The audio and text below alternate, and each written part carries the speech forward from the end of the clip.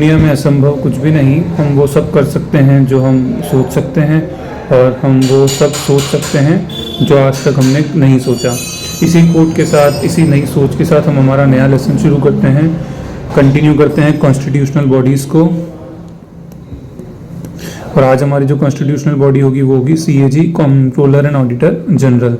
Okay, तो आप ये देखो कि हमारे जो एग्जीक्यूटिव हैं, जो एक्शंस को एग्जीक्यूट करते हैं, पॉलिसी बनाता है कोई भी, फॉर एग्जांपल कोई भी पॉलिसी बनी, जनधन योजना बनी, या फिर उसके अलावा कोई भी लाडली बेटी योजना, कुछ भी, तो उसमें पैसा खर्चा होता है, वो हमारे कौन करते हैं? वो हमारे करते हैं एग्जीक्यूटिव करते हैं। ठीक है, अब इस एग्जीक्यूटिव के खर्चे को चेक करने के लिए कि इन्होंने ये खर्चा लीगली किया है, सही किया है, ज़्यादा किया है, इफिशिएंटली किया है, कौन चेक करता है? तो उसके लिए एक कॉन्स्टिट्यूशन ने ऑफिस बनाया है, उसको हम बोलते हैं कंट्रोलर एंड ऑडिटर जनरल। तो ये है कॉन्स्टिट्यूशन का ऑफिस। ठीक, अब ये जो CAG होता है, ये किसके बिहाफ पे करता है? ये करता है किसके बिहाफ पे? पार्लियामेंट के बिहाफ पे। ठीक है, पार्लियामेंट में कौन लोग होते हैं? पार्लियामेंट में वो लोग होते हैं जिनको हम इलेक्ट करते हैं। इसका मतलब क्या है कि हमारे बिहाफ पे कौन चेक कर रहा है खर्चे को? CAG चेक कर रहा है। ठीक है, तो ये बात हमको ध्यान रखनी है। इतना हमने समझ लिया। अब हम देखते हैं हमारा माइंड मैप। तो आप देखो, CAG को कहा जाता है guardian of public purse. Constitutional office है, तो इसका मतलब कॉन्स्टिट्यूशन के आर्टिकल्स में इसका मेंशन होगा। तो ये कौन से आर्टिकल में मेंशन है? 148 से लेके तो 151 तक। और ये जो आता है आपका पार्ट 5 में आता है। ठीक, अब हम यहाँ से देखते हैं, तो ये जो है एक इंडिपेंडेंट अथॉरिटी है under the constitution of India. Independent है मतलब अपने आप में इंडिपेंडेंट है। इसको अभी हम आगे देखेंगे कि इसकी इंडिपेंडेंस को इंश्योर करने के लिए कॉन्स्टिट्यूशन में क्या क्या प्रोविजंस हैं। Controls the entire financial system of the country at both the level, centre and the state. दोनों के जो अकाउंट्स होते हैं, खर्चे होते हैं, उनको ये चेक करता है। लेकिन इसकी परव्यू में एक चीज़ नहीं आती, वो होती है सीक्रेट सर्विस। अगर आपको ध्यान हो, अभी जब हमने राफेल जो फाइटर जेट थे वो खरीदे थे, ठीक है, फ्रांस से खरीदे थे, तो जब हमने यहाँ से खरीदे थे तो इस पे काफ़ी बवाल हुआ था कि किसी को कॉन्ट्रैक्ट दिलवा दिया है और जो पैसा चुराया गया है। ठीक है, तो ये जो चुराया गया था, तो यहाँ CAG की रिपोर्ट नहीं थी, तो जो अपोजिशन पार्टी ने कहा भी था, तो ये जो वो उन्होंने क्यों नहीं दी थी? CAG ने इसको ऑडिट क्यों नहीं किया था? Because it's a secret service. तो कॉन्स्टिट्यूशन में ऐसा मेंशन है कि सीक्रेट सर्विसेज के जो एक्सपेंडिचर होंगे उसको CAG ऑडिट नहीं कर सकता। ठीक, no provision for auditing of funds that are given to an NGO, elected local bodies, LIC, RBI, ये सब। तो ये भी क्या है, इसकी थोड़ी सी लिमिटेशन है। अब हम देखेंगे कि इसको अपॉइंट कौन करता है। तो इसको अपॉइंट हमारे एग्जीक्यूटिव के हेड कौन है? प्रेसिडेंट है, तो वही अपॉइंट करेंगे। ठीक है, under his hand and seal. Tenure इनका कॉन्स्टिट्यूशन में मेंशन है। अभी हम देखेंगे आर्टिकल 148, तो उसमें आपको समझ में आएगा। आर्टिकल 148 में लिखा है 6 साल और 65 ईयर्स ऑफ एज। ECI का भी यही है मेंशन। आपने कॉन्स्टिट्यूशनल बॉडीज दूसरी भी पढ़ी हैं। उसके बाद देखेंगे कि इसमें क्या होता है, सिक्योरिटी ऑफ टेन्योर होता है। मतलब ऐसा नहीं है कि उसको कभी भी हटा दोगे, तो सिक्योरिटी ऑफ टेन्योर है ही सही, 6 साल या 65 साल, जो 6 साल हो जाए, क्या उसकी 65 ईयर्स ऑफ एज हो जाए, जो पहले हो जाए वो। प्रेसिडेंट हटा सकता है, प्रेसिडेंट इसको रिमूव कर सकता है, लेकिन सिर्फ जो कॉन्स्टिट्यूशन में जो मेंशन है उसके अकॉर्डिंगली ही कर सकता है। और वो भी तब कर सकता है जब स्पेशल पार्लियामेंट जो है आपका, वो स्पेशल मेजोरिटी से एक रिजोल्यूशन पास करे। स्पेशल मेजोरिटी मतलब 2/3 of member present and voting, इसका मतलब ये होता है। तो वो भी अगर स्पेशल मेजोरिटी से पार्लियामेंट पास करेगा तो ही होगा। मतलब सुप्रीम कोर्ट के जज के जैसा इसका रिमूवल है। ठीक, अब हमारे अभी कौन है CAG? तो अभी हमारे जो CAG हैं वो हैं गिरीश चंद्र जी मुर्मू। अभी 8 अगस्त को ही इन्होंने ऑफिस एज्यूम किया है, और उससे पहले थे आपके राजीव महर्षि। पहले कौन थे? तो पहले हम देखेंगे V नरहरि राव पहले CAG थे। ओके, और देखते हैं इनके बारे में कि आप देखोगे कि जो एडमिनिस्ट्रेटिव एक्सपेंसेस है CAG के, उसकी जो सैलरी है, अलाउंस है, पेंशन है, वो सब कंसोलिडेटेड फंड ऑफ इंडिया से चार्ज होती है। और कोई वो मतलब उसकी सैलरी फिक्स है, ऐसा नहीं बजट के जैसे बजट पास होता है वैसा हो, तो ऐसा नहीं है।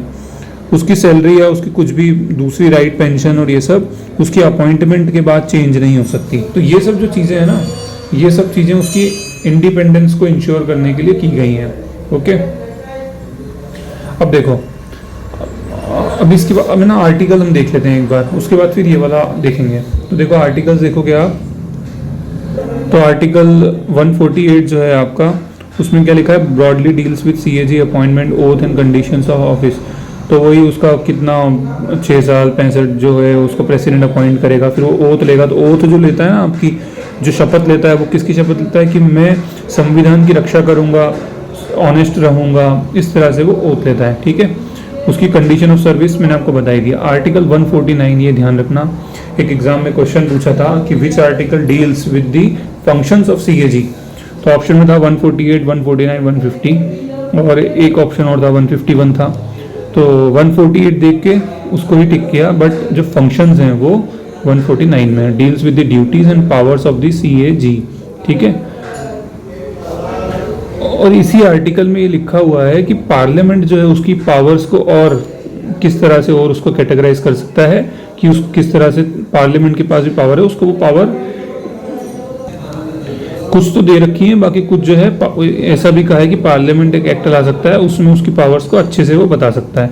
तो इसी 149 के चलते एक एक्ट आया था, controller and auditor general duties powers and condition of service act 1971, जिसको 1976 में एक बार अमेंड भी किया गया था। ठीक है, आर्टिकल 150 क्या कहता है, says that the accounts of the union and of the state shall be kept in such form as the president may on the advice of CAG prescribe. मतलब सीएजी जैसा बोलेगा वैसा आपको अकाउंट रखना पड़ेगा।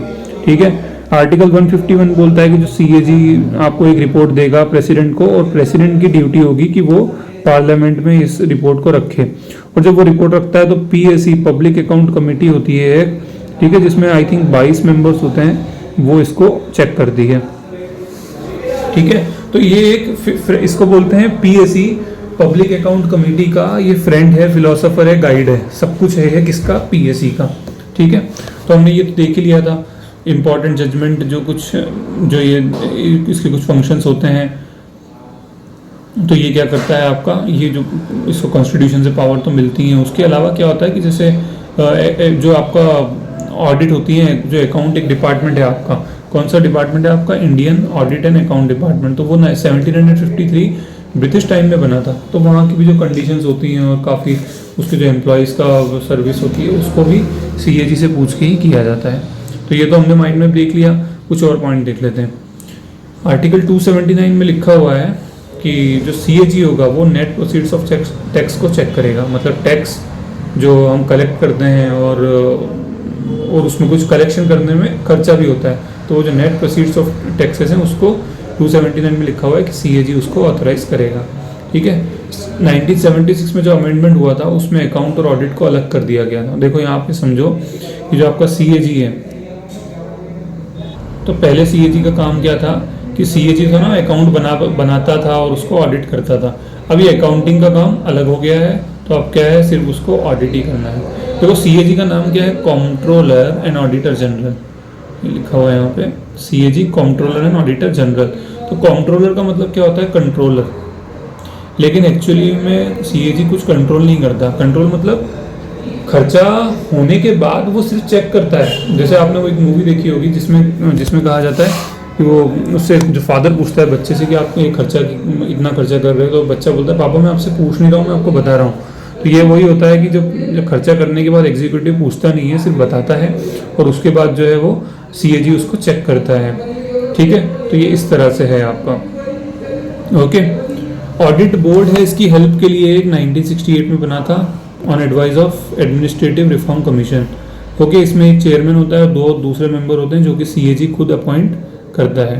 कुछ क्रिटिसिज्म भी है सीएजी के, जैसे कि कहा जाता है कि सीएजी, एक तो यही बताया सीएजी कि सीएजी के पास कंट्रोल की पावर भी होनी चाहिए।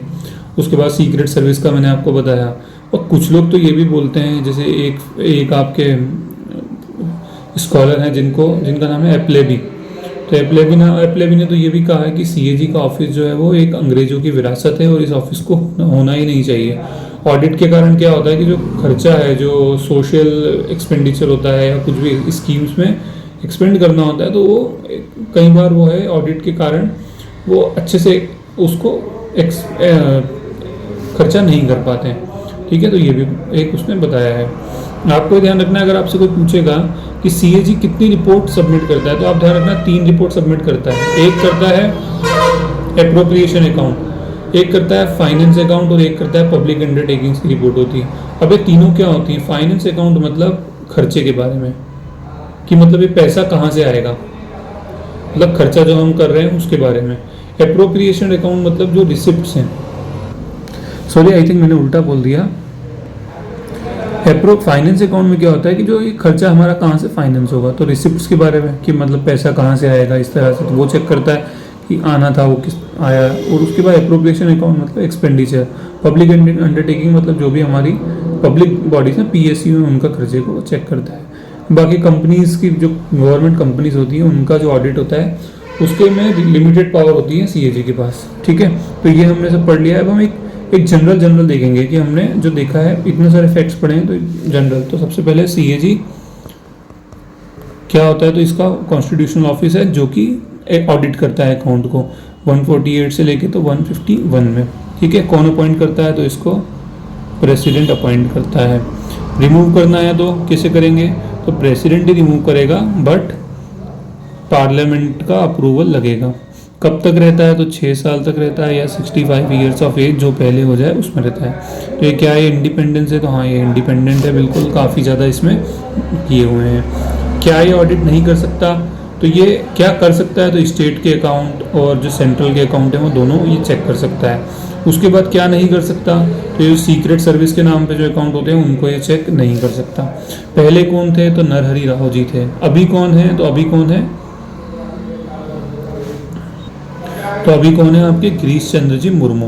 तो ये हमने जनरल चीज़ें देखी। इसको मैं पर्सनली बोलता हूँ मेजर जनरल क्या होता है कि मिक्ती जब फैक्ट्स पढ़ते हैं ना तो याद करना थोड़ा मुश्किल होता है, तो इसलिए हमको हर टॉपिक पढ़ने के बाद एक ब्रेन स्टॉर्मिंग करनी चाहिए और उसमें देखना चाहिए कि हमने एक मोटा जनरल चीज़ें क्या सीखी।